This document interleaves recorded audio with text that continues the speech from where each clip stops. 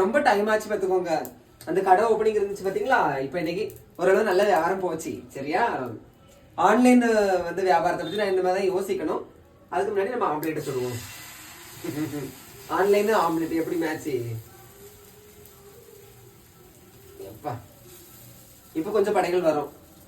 ஐயோ நீங்க கையை விட்டு கலக்கிட்டீங்க, ஆம்லேட் கலக்கி உள்ளது எங்க, குலைக்கி உள்ளது எங்கன்னு சொல்லிட்டு. இது எப்படி வச்சு மூடி வச்சுட்டா? மூடி வச்சதான் அழகா இருக்கும். ஏன் வேண்டாமா? ஓகே,